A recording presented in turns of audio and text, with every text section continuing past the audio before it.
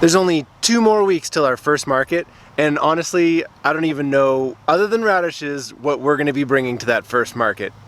The good news though is that we have the farm looking better than ever. It's looking really sharp right now, and that's exciting for the future because, you know, hopefully from this point on it just gets, you know, easier and easier to keep it tidy.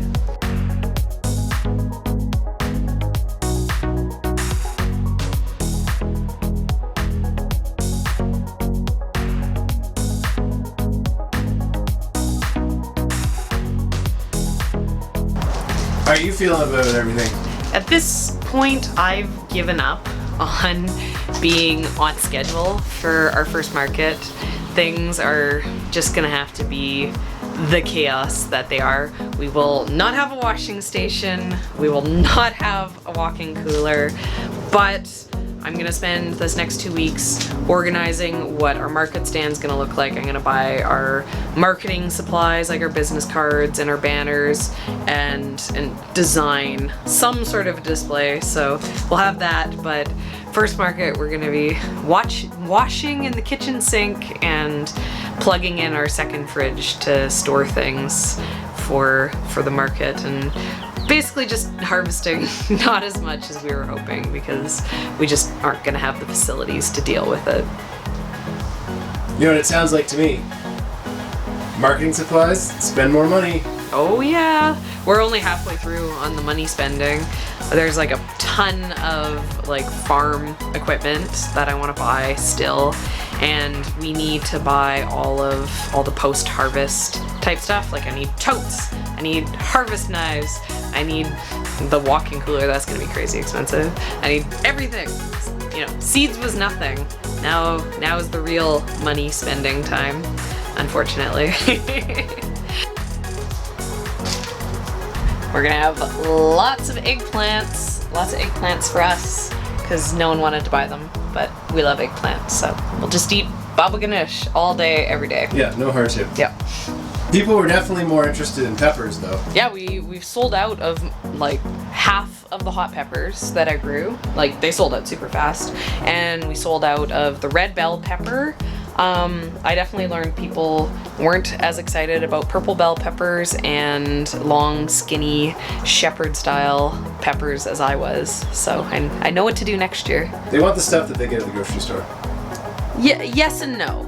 People are either pepper snobs or they just want a nice red bell pepper. And everybody was interested in spicy peppers. Yeah. That's a dangerous endeavor, because as everyone knows from me and my tomato obsession, it's very easy for me to get obsessed with unique specialty varieties, and peppers are even crazier than tomatoes, so I'm trying to resist, but it's tempting. We weren't gonna plant anything in this greenhouse because it's gonna get hot as tits in here this summer. It's gonna be, I don't know, 50 degrees Celsius. So what is that? Like, it's gonna get to like 120 in here every day. It's gonna be crazy. But we don't really care too much about if cucumbers make it or not, and we know cucumbers like the heat and they can handle it, so we're doing it in an experiment with them. We just piled up some compost on the sides here, and I just tucked in some of my cucumber seedlings that I have left over, and we'll see how it goes. I got some cucamelon and some loofah in here too, but you know, little bit of an experiment to see if maybe there is potential for stuff to grow in here in the summer. My mom and I got a little bit too excited about dahlias in the cold of winter when all the tubers started to show up in the stores, and we bought a bunch, and now I have like 25 dahlias and no space to put them. I've no idea where to put these. That's my task that I'm trying to figure out tonight, where I have space for flowers, because I don't have space for flowers. I have too much food to grow, but they're pretty, so maybe I have space. I don't know.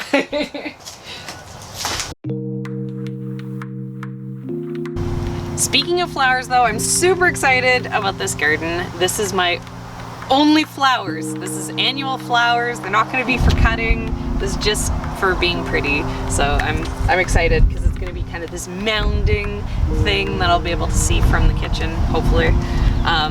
And then, of course, I put some tomatoes in it because it is a Serina garden after all. Can't be all flowers, but pretty close. Most of the stuff is useless other than a few tomatoes. I don't think we mentioned at all about our walking onions, but they're all in here. We had to transplant them when we built the greenhouse and they all got moved over. And because of that, and then they got some paint sprayed on them, they're not very happy. But this summer we're gonna get a ton of seed stock, and then next year we'll have 10,000 pounds of walking onions. So they're still here. I'm still obsessed with walking onions. I still have 1 million of them. There's other things to do this year. I got my flower farm planted. This is my 1,000 square foot cut flower farm, and it's almost completely planted other than a couple chunks where I'm succession planting baby's breath. But this is gonna be pumping out a lot of flowers in, I don't know, like a month from now, I think. So I'm excited to have that done. That feels good. I have all of the farm and all of the flower farm planted. So it feels like progress to see this finished every day. We have some sad news. Our apricots are going to produce nothing this year. It's the case through the whole Okanagan. We just got cold at the exact wrong time, and it was pretty chilly. It was like a -3 or -4 night, so it wasn't just freezing, it was quite below zero as well. And it killed off all the flower buds. And so this year through the whole Okanagan, no apricots, not as many cherries, not as many peaches, not as many nectarines. It's going to be kind of sad for fruit this year. This has been on our to-do list for quite a while. This garlic was totally overgrown with weeds. You couldn't even tell there's garlic in here. If you just looked at it, it looked like a big old bed of weeds. And we've been picking away at it. We finally got it weeded, got it all cleaned up, top dressed it with some compost, and now it's good to go. And we're really excited because it looks great, and we can't wait to start eating fresh garlic again. Our goal this year is 4 greenhouses. We already have 2. This is going to be the spot where we're going to put our 3rd and where we're going to grow our tomatoes. All of the tomatoes in the paper pots are ready to go into the ground now. So I have to move all this material here, and that's not just as easy as, you know, putting it in a wheelbarrow and putting it to its home, because we don't know where to go with it yet. So bit of a struggle here, but this space is getting prepped for tomatoes and one of our hoop houses that we purchased from Kurt. The greenhouse, I've started to empty some stuff out of here. I'm thinking I might plant cherry tomatoes in the ground. Yeah, we still have a ton of tomatoes left. I think we have like 1,000, maybe a bit over 1,000 left. But we have places that they're going to, so I'm not too worried. And I think we're gonna start donating them away next week. This is kind of the last week of tomato sales. And then we're on to farmer's market. Screw these tomatoes. We're on to bigger and better things. This is the most unusual thing to me. Sunflowers starts. Well, I was gonna try to sell them, but no one bought any. And now we have sunflowers that are like way ahead. I know, it's just, we're so used to them being a weed in our... Yeah, we've never planted, this is the first time we've ever planted sunflowers. And Ever. yet, Even though always we had them. always had sunflowers, because the birds would fly them into our yard. But these are special, overly expensive sunflowers. These are cut flower sunflowers. These are just pure money right here. These are much just does it cost per 100% pure money. This was my most expensive seed pack. I spent $50 on a pack of sunflower seeds. We probably got a zillion of them. Less zillion than I would like for sunflower seeds. It felt expensive for sunflower seeds, but they're like a specialty blend of cut flower ones. They're not pollenless. There's these pollenless sunflower seeds, and they're crazy. They're like 50 cents a seed, but the sunflowers from the pollenless sunflowers sell for like $5 a single flower, so it's good. It'd be nice return. to have them in your house and not have pollen everywhere. Yeah, sunflowers make a huge mess, but yeah, these, if we can actually sell this kind of stuff, if we can like, you know, have a steady flow of sunflower bouquets selling at the farmer's market, it'll seriously pay for itself. It'll grow a lot with low labor. It'll be a good one to have. But the most important thing, forget all that other stuff. This is what we should be talking about. The farm. It's also problematic, like everything to do with our 2-week farmer's market countdown. I found out that our spinach is going to seed in one section, so my plan at this point is I'm gonna, and it's completely planted. I don't have space for more spinach. So I'm gonna harvest out half the bed of spinach for us, put it in the freezer, and then plant a half bed of fresh spinach, and then cross my fingers that I can keep it all from going to seed in that one section. Our bok choys, they look beautiful. They were going to seed, then it cooled down, they weren't going to seed. Warmed up, they're going to seed again. You know, it's an emotional yo-yo, the bok choy, but it's fine because we've been eating it and enjoying it, and I think there's a chance we'll have some of these really nice heads coming with us to the farmer's market. The B-roll looks really bad right now. It looks stark and bad. Don't like your B-roll. I don't like your B-roll. Anyways. Our Salanova lettuce, it got a little bit stunted. It needed to get planted, and I was just waiting for us to get the landscape fabric with the holes before I put it in, and so it's taking a bit more to bounce back than I thought it would. But it's in 2 weeks from now with lots of water and a little bit of heat. We should be able to do a really nice harvest on it, especially because we're going to be a little bit more limited on what we're bringing to the farmer's market. We don't want to have to, you know, harvest a whole bed of it and not know what to do with it. We're gonna be, you know, kind of going with like 10 to 20 bags of salad mix instead of, you know, our ideal number of 40. But I have the multiple successions coming, and they're looking really good. And I also have leftover head lettuce that I started for seedlings for the seedling sale that I'm going to plant in the next couple days here, and 2 weeks from now it's going to be nice, good size head lettuce, and I'll be bringing that to the farmer's market too, because that'll be a nice, easy, just come and pick it. I don't even really need to do too much to it. So, I mean, I think it's going to be okay. We'll have bok choy, we'll have spinach, we'll have radishes, we'll have lettuce. I'll believe it when I see it. We'll have a good mix of stuff. I'm gonna have dill and basil for the first market. It'll come together. I'll be able to pull something that looks like something together, and then I will be there, and my wonderful personality will shine through my less than wonderful first market display, and we'll be set on a path of a successful business life, as Ian laughs at me behind the camera. That's the dream, right? But we'll see. 2 weeks. 2 weeks is a long time in the end of May here.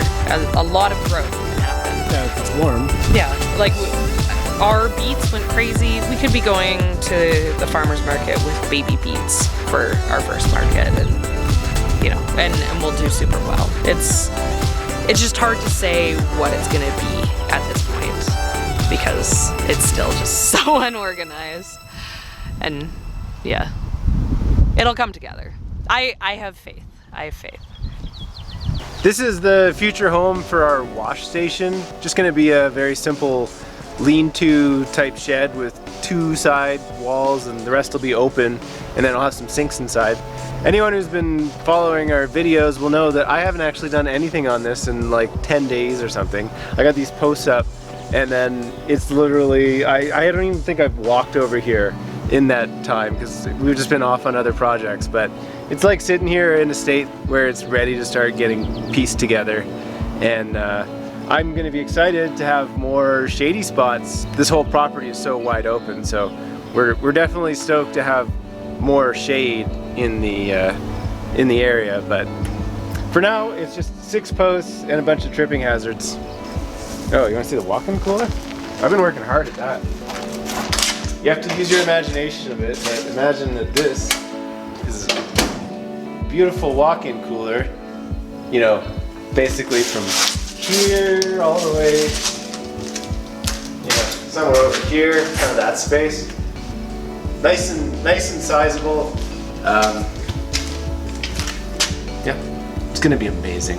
I'm gonna do a wonderful job on it, like I do with everything. And you're gonna have it in time for the first market. Yeah, as well as that greenhouse over there for the tomatoes, because the tomatoes have to go in the ground in the next handful of days. I'll have that done, this cooler, that lean-to shed that I haven't even walked by in 10 days. I should have that all wrapped up in the next couple days.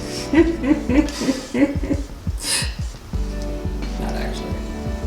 No.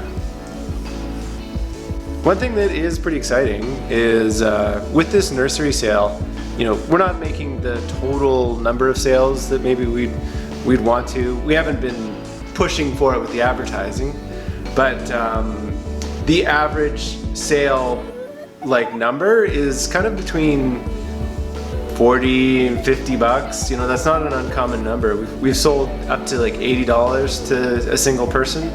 And why that's important is when Serina used to sell like baby clothes, baby diapers, you know, kids stuff at a market in our area, we found when we started crunching the numbers for what the average sale was, it would be like, you know, the average sale was like $15 or something like that.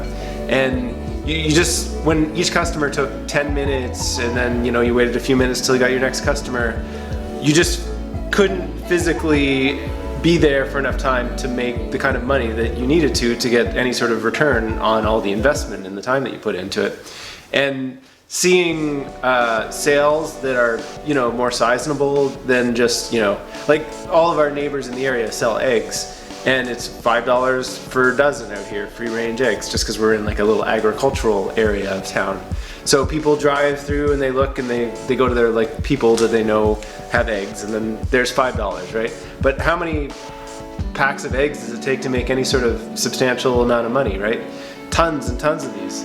So we want to get that average customer price like higher, and I think $40 to $60 is like a sweet spot where you can actually, you know, make some money. So it's exciting to see people willing to spend that kind of money at our place. That proves some of the concept of this whole farm. So like I said at the start, there's only 2 weeks till our first market, and Serina seems confident that we're gonna have more than just radishes. I am less than confident that we're gonna have anything but radishes, and you know what, only time will tell.